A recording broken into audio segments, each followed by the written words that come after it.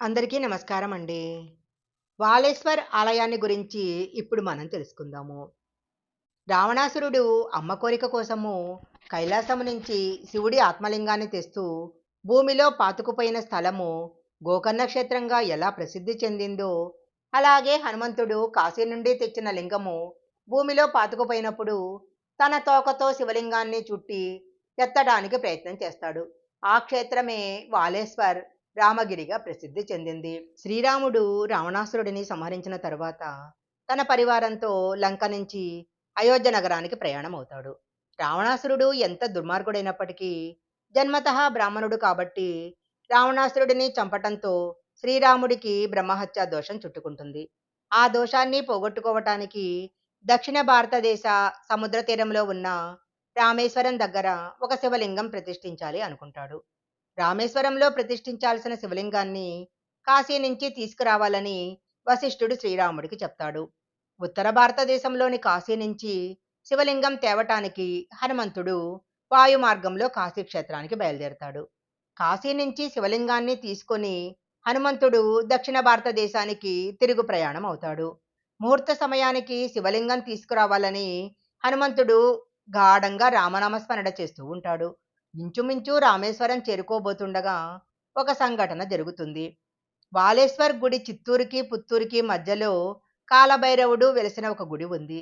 ఆకాశ మార్గములో హనుమంతుడు తీసుకుపోతున్న శివలింగాన్ని చూసి కాలభైరవుడు తన ఆదిదైవము అయిన శివుడు తన దగ్గరే ఉండాలని సూర్యుడు మరియు వాయుదేవుడిని సహాయం చేయమని కోరతాడు. శివలింగాన్ని తీసుకుపోతున్న హనుమంతుడికి విపరీతంగా దాహమయ్యేలా చెయ్యాలని సూర్యభగవానుడు నిర్ణయించుకుంటాడు. తన కాంతిని కొన్ని వేల రెట్లు పెంచేస్తాడు. దానితో భూమి మీద ఉష్ణోగ్రత చాలా ఎక్కువ అయిపోతుంది. హఠాత్తుగా పెరిగిన గాఢమైన వేడికి హనుమంతుడికి దాహం వేస్తుంది. వాయుదేవుడు తన యొక్క గాలిని ఉధృతం చేస్తాడు. దీనితో హనుమంతుడికి కొంచెం నీరు తాగాలి అనిపిస్తుంది. కుడి చేత్తో శివలింగాన్ని పట్టుకొని ఒక చోట భూమి మీద దిగుతాడు. అక్కడ మాయారూపంలో కాలభైరవుడు ఆవులను కాసే బాలుడి రూపంలో ఉన్నాడు. హనుమంతుడు ఆ బాలుడిని ఇక్కడ నీరు దొరుకుతుందా అని అడుగుతాడు. బాలుని రూపంలో ఉన్న కాలభైరవుడిని హనుమంతుడు గుర్తించలేదు. కానీ కాలభైరవుడు తన పథకం ఫలించిందని అనుకుంటాడు. పక్కనే కొలను ఉంది అని మనసులో గంగామాతను తలుచుకుంటాడు. అప్పుడు పక్కనే గంగాదేవి కొలను రూపంలో ప్రత్యక్షమవుతుంది. కొలనులోని నీళ్లు చూడగానే హనుమంతుని దాహము రెట్టింపు అవుతుంది. వెంటనే హనుమంతుడు తన చేతిలో ఉన్న శివలింగాన్ని బాలుడి చేతికిచ్చి కొద్ది నిమిషాలు పట్టుకొని ఉండు, నేను నీళ్లు తాగి వస్తాను అంటాడు. అలాగే అని చెప్పి బాలుని రూపంలో ఉన్న కాలభైరవుడు ఆ శివలింగాన్ని తీసుకుంటాడు. అయితే ఆ బాలుడు హనుమంతుడితో ఇలా అంటాడు, నేను చిన్న బాలుడిని, ఎక్కువసేపు శివలింగాన్ని మోయలేను, నాకెప్పుడు బరువు అనిపిస్తే కింద పెట్టేస్తాను అంటాడు. అప్పుడు హనుమంతుడు ఆందోళన పడకు, నేను త్వరగా వెళ్ళి నీళ్లు తాగి వస్తాను, జాగ్రత్తగా ఉండు అని చెప్పి కొలనులో 2 నీళ్లు అని చెప్పి అలా వెళ్ళి కొలనులో 2 దోసిళ్లతో నీరు తాగటం చూసి ఇదే సమయమని భావించి బాలుడు నేల మీద శివలింగాన్ని పెట్టి అదృశ్యమైపోతాడు. హనుమంతుడు నీళ్లు తాగి వచ్చి చూసేసరికి అక్కడ బాలుడు లేడు. శివలింగం కింద పెట్టేసి ఉంది. సరే, గతం గతః అనుకుంటూ ఆంజనేయుడు శివలింగాన్ని తీసుకోటానికి పైకెత్తుతాడు. కానీ శివలింగము కదలదు. శివలింగం భూమిలో పాతుకొని పోయి ఉంటుంది.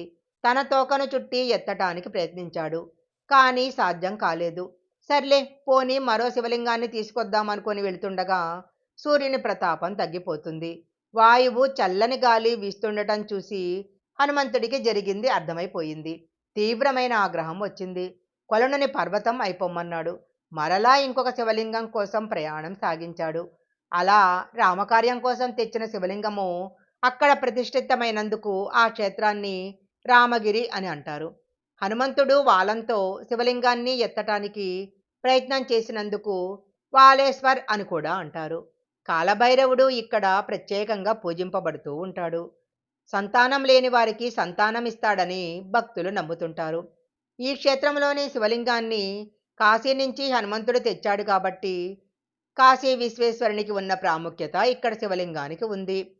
ఈ వీడియో కనుక మీకు నచ్చినట్లయితే లైక్ చేయండి, షేర్ చేయండి. ఇలాంటి మరిన్ని వీడియోల కోసం మా ఛానల్ సబ్స్క్రైబ్ చేసుకోండి. పక్కనే ఉన్న బెల్ ఐకాన్ యాక్టివేషన్ చేసుకుంటే మేము పెట్టే వీడియోలన్నీ కూడా మీకు ముందుగానే నోటిఫికేషన్‌గా వస్తాయి. మరొక మంచి వీడియోతో మళ్ళీ కలుసుకుందాం.